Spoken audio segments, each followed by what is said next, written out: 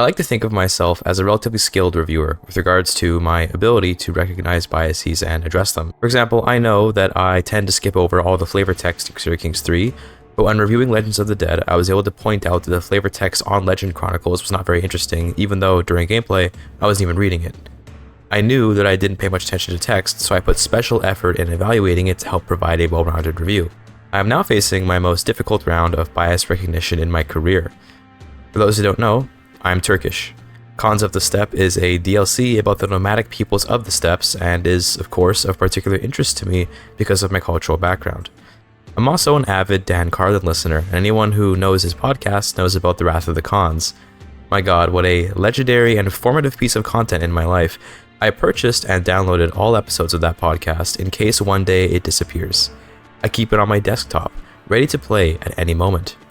During my university degree in linguistics, I spent a whole lot of time reading and wondering about the proposed Altaic language family and looking at comparative studies of Mongolic, Turkic, and Tungusic languages for no reason other than that I was personally interested. The history, the lore, and the people of the steppes are of great interest to me, and in recognition of that, I have to do a lot of mental preparation for this review in order to give it the accuracy that its purchasers deserve. The frank truth is that this DLC could be crap and I'd love it because it gives content to a region of the game that has so desperately needed it. Nonetheless, I've spent the past 2 weeks or so of early access time that Paradox gave me, thank you by the way, to consider what's right and what's wrong with this DLC. To be very clear by the way, yes, I was given this DLC for free and in early access by Paradox, however, my opinions are entirely my own. People that know the channel know that I hold no punches with regards to DLC reviews, and that will not change with this DLC. If it's another Legends of the Dead, I'll tell you, even if it hurts me, and if it's another Roads to Power, I shall triumphantly present the reasons why. Enough of the preamble, you now know some of my biases. Let's look at Khans of the Steppes and see if it might find a place in the Khan's court.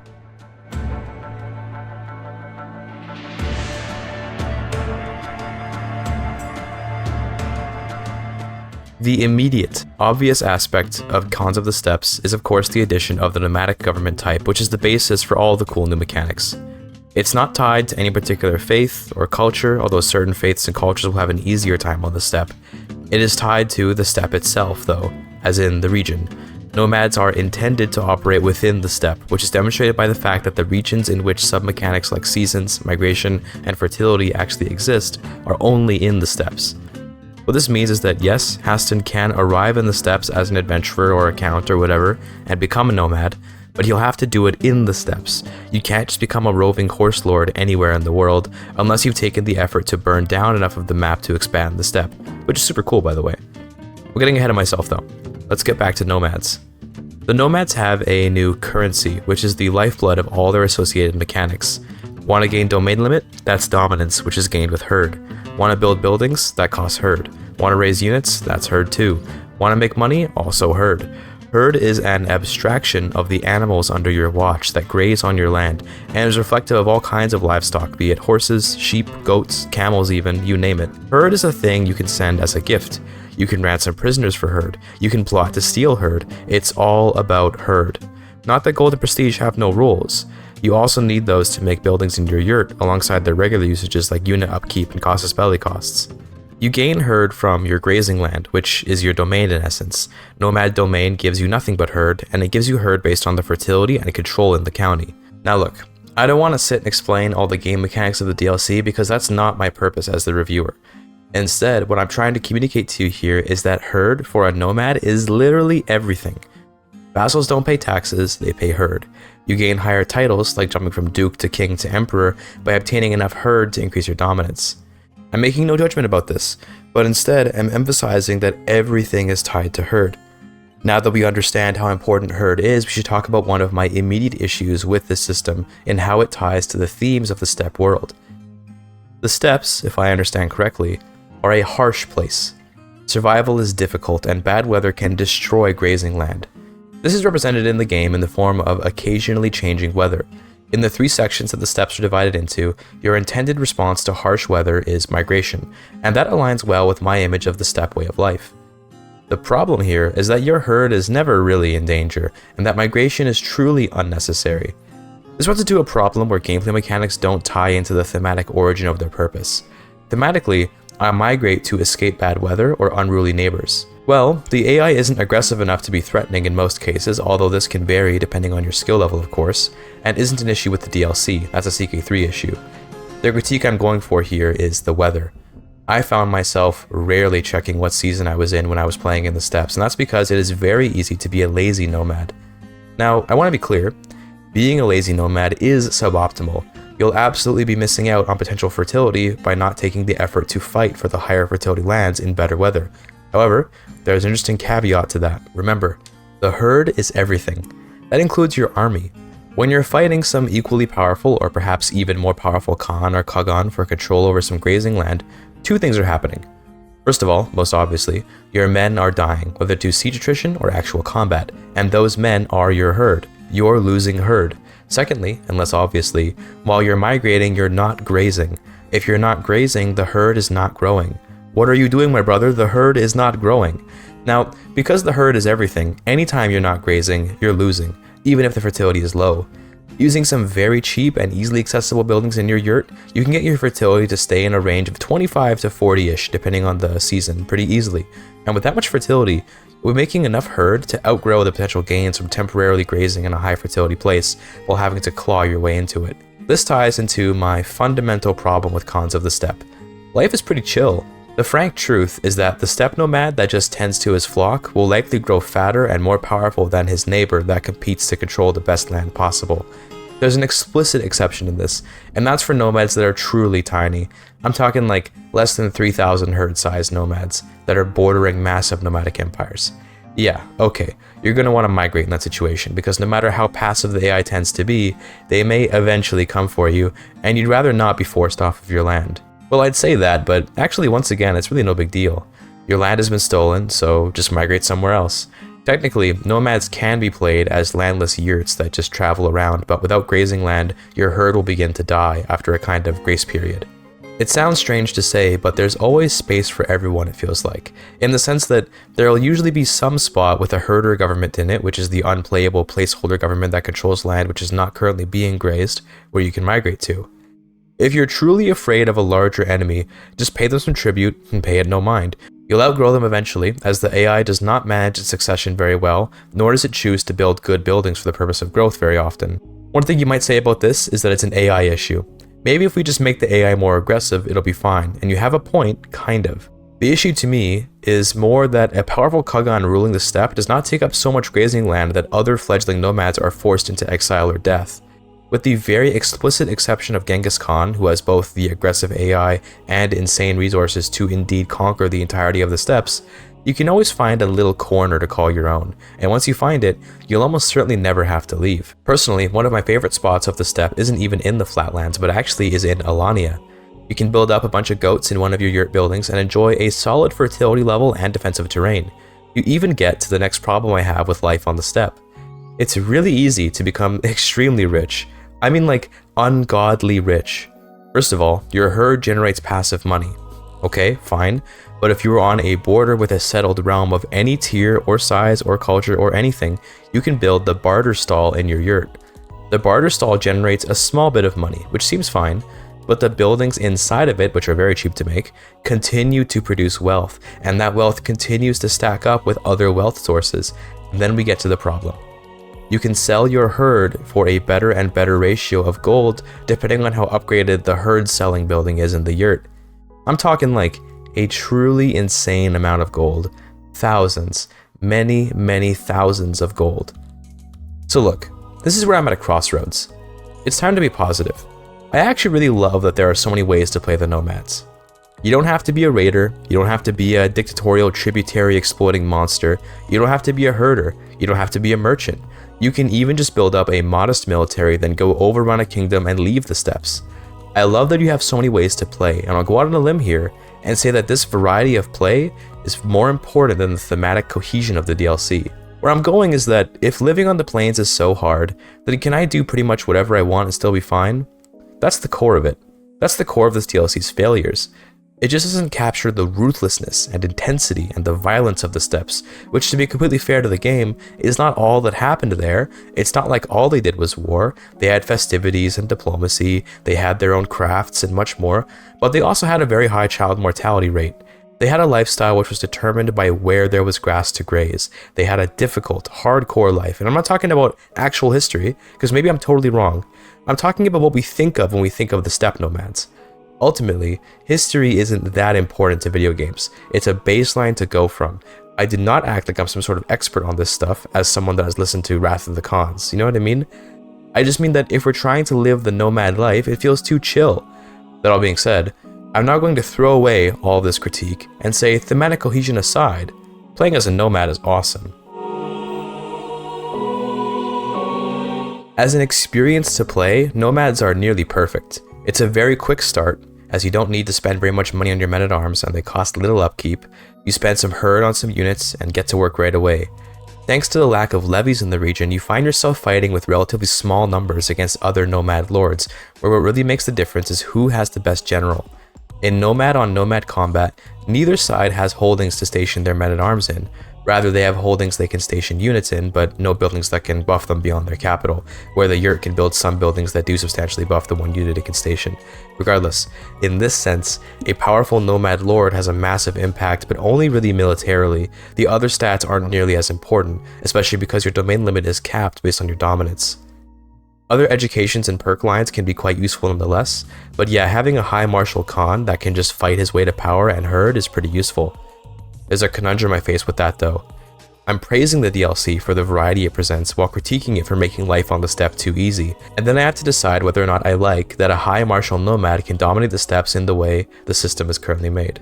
Well, it's not a lot of variety if martial always wins, but it sure is accurate to the hard living of the steppes, right? The thing is, both can be true. I can say that although one particular playstyle is highly effective over others, the presence of other, less effective but still different ways to play is a boon. From the first chapter of this video, you might think I dislike Khans of the Steppe, but actually no, I don't dislike it. I think it's quite good, not to get to a conclusion too fast of course, but the reason I put the stuff I had a problem with first is because that way I can get it out of the way. Playing Nomads is a wonderful breath of fresh air because of all the variety you can engage in. Remember, this DLC is meant to be similar in scope to Legends of the Dead, as they both are core expansions. Legends added 3 legend types and some plagues, both of which were highly passive systems. Legends and plagues mostly happen to you and go on in the background while you do other things. Nomads take that flaw from Legends of the Dead and completely flip it on its head, giving you a hugely active way to play, if you want it. Remember how I complained about the fact that you can be a passive nomad lord, and that breaks some of the theme of the rough, harsh steppe? Well, they also mentioned that this is a video game, and the truth is that if we were forced into constant micromanagement via migration and needed to abide by lots of rules in order to just survive, it might be a cool one-time experience, and then it would quickly become routine. With this current implementation, we have a much more fun system. Nomads are something of a power fantasy, and my money is on them being nerfed later on in post-release, but I'll of course judge them based on what I've experienced in the early access patch I was given access to.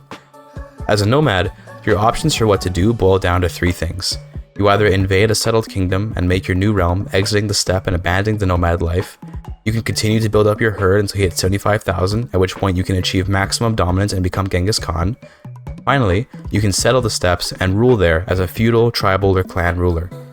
I think this makes sense, and contributes to combating the thematic cohesion of the DLC. Nomads don't just sit around going nowhere. You either leave the steppe, dominate the steppe, or settle it, but you don't just kind of permanently rule from your yurt. I mean, you can, but because the herd continuously grows, you'll inevitably, eventually achieve the requirements to become Genghis Khan unless someone tries to humiliate you and steal your herd.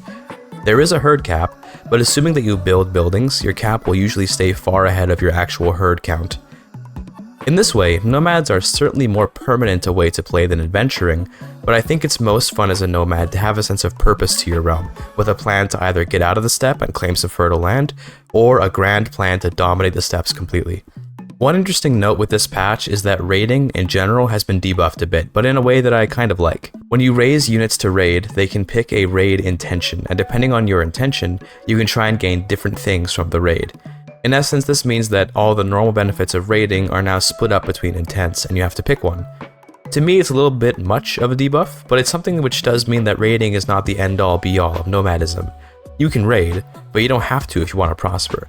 It is fun though for sure, and using one of the raid intents you can actually get innovations via raiding, although I have not actually been able to get that to happen yet. It's either a very low chance or it's bugged, but I won't say bugged yet because I can't confirm that. The raiding change means that you can be a lot more intentional with your raids and seek out the particular reward that you want, but it also means that most of the time raiding won't really be as worthwhile, and thus you'll be doing it less. This is especially true for nomads, whose soldiers dying to attrition or combat will directly eat into your herd. The way that actually works, by the way, is that when you raise your army, it'll consume herd, and then you get the herd back when you disband, but you get back the amount that you disbanded, so any dead soldiers aren't able to be disbanded, therefore you've lost herd. Makes sense, right? Anyway, keeping all of my critique and praise in mind, I hope that you take away from the review so far that yes, I do like this DLC. I also have the distinct pleasure of saying I found it relatively bug-free. I found and reported 2 bugs, and falsely reported one which was actually user error. Sorry for the red herring paradox. The 2 bugs I reported I believe have been fixed, but if not, keep an eye out for a bug that causes your succession to be chaotic even if all Kurultai members are loyal. Speaking of the Kurultai, this is the last mechanic I'll discuss before moving on to the non-nomad aspect of the DLC. The Kurultai is the council, except the actions the counselors take can be anything you want.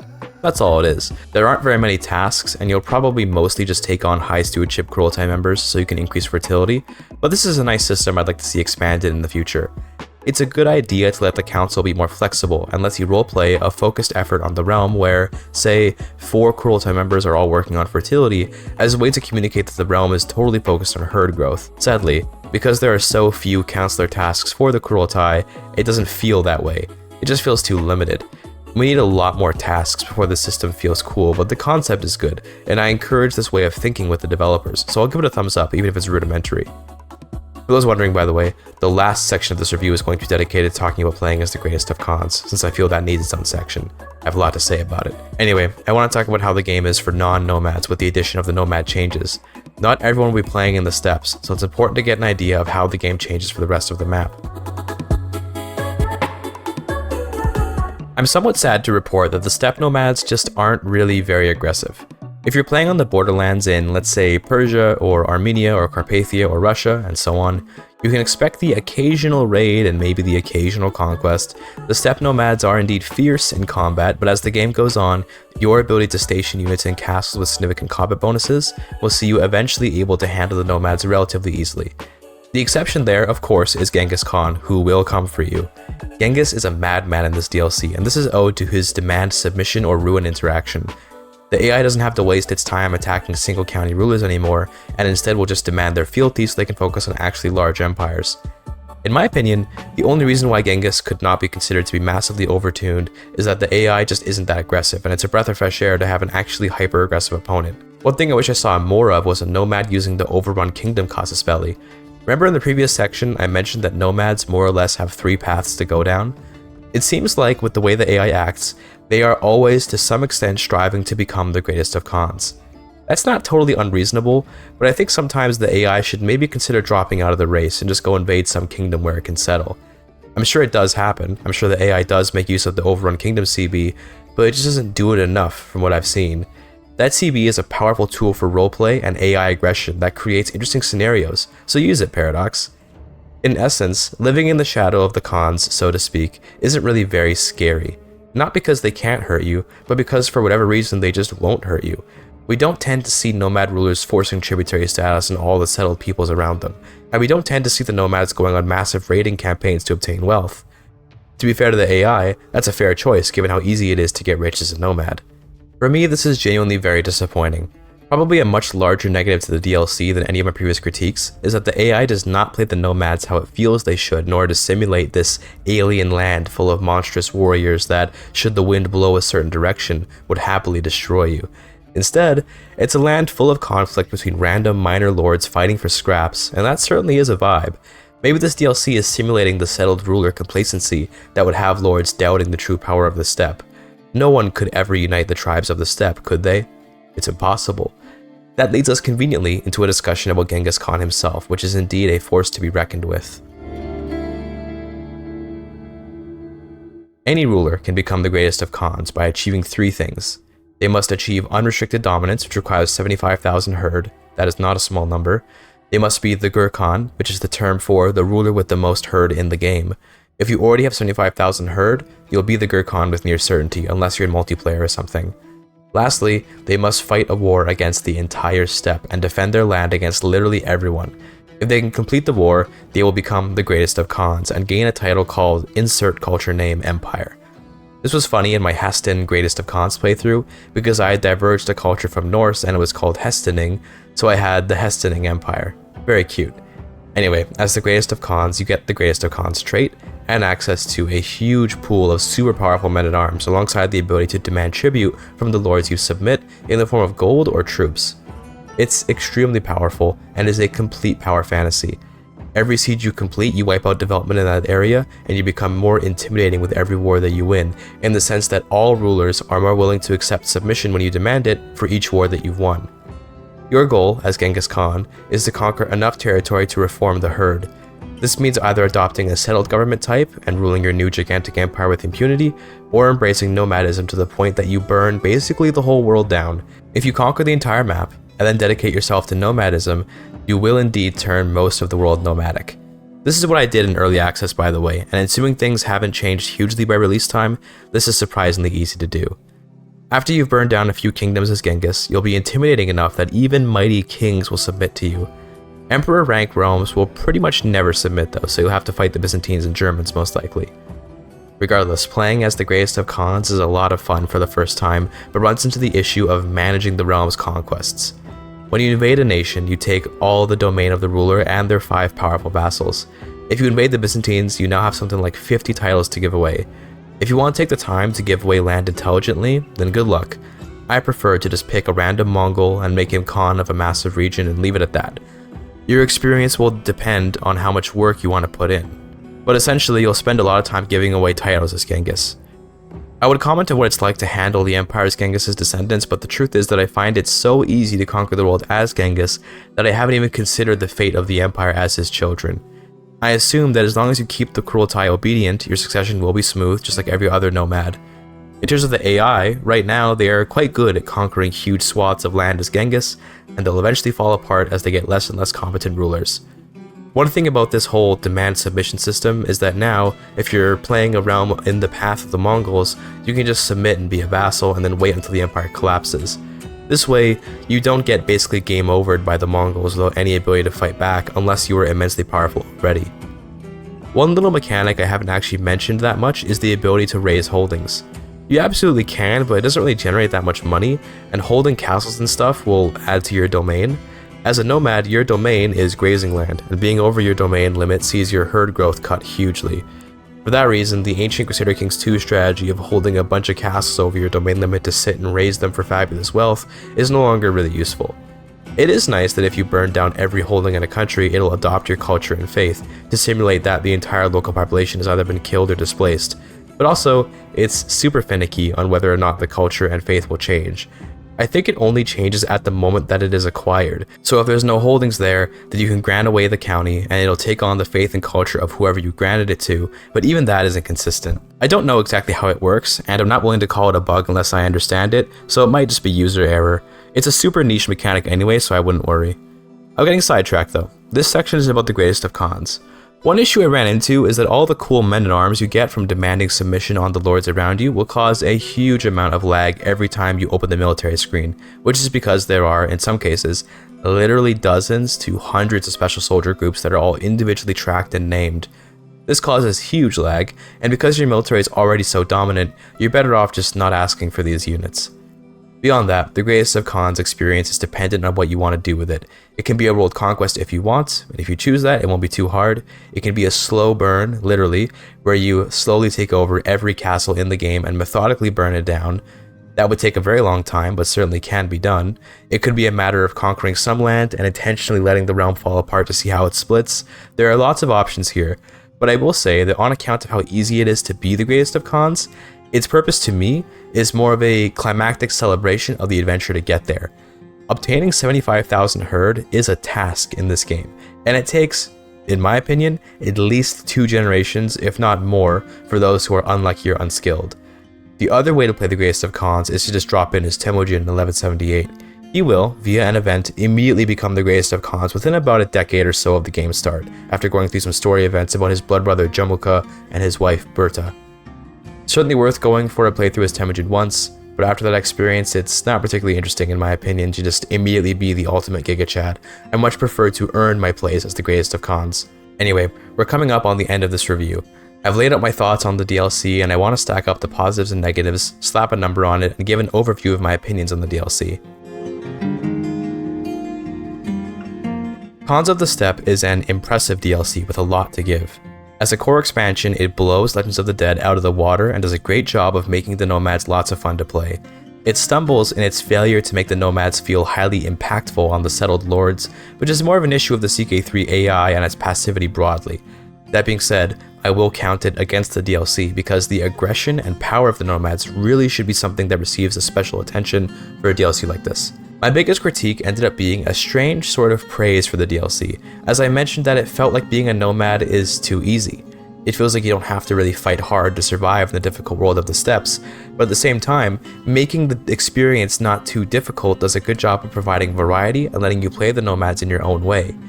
To me, variety and longevity of play matters more than thematic cohesion, so I'm willing to entirely forgive this feeling of ease in order to make a better game.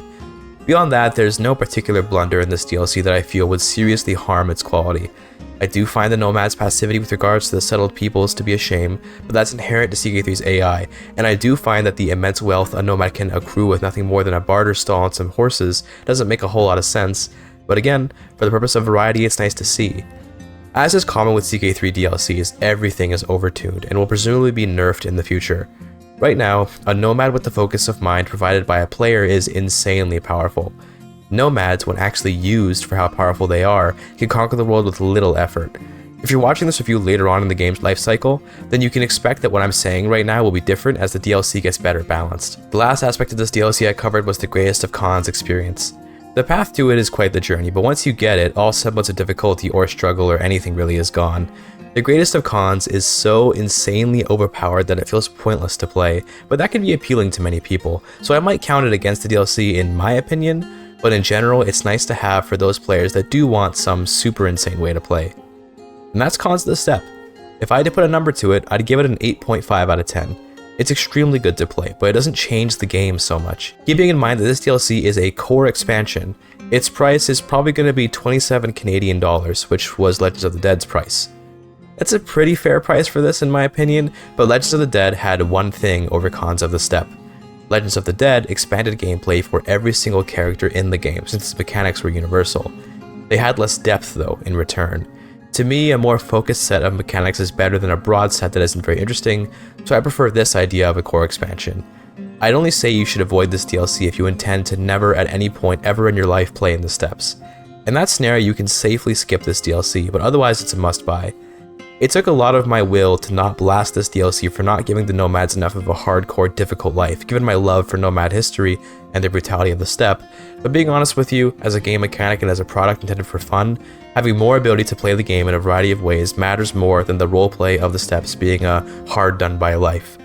This DLC could have been a 9 out of 10 if they found a way to unite the harsh life of the steppes with the variety of gameplay, and it could have been a 10 out of 10 if the nomads had a stronger impact on the world than just via Genghis Khan. If, one day, such changes are made, you can bump my 8.5 up to a 10. Regardless of its score, it's a must-buy if you want to play in the steppes.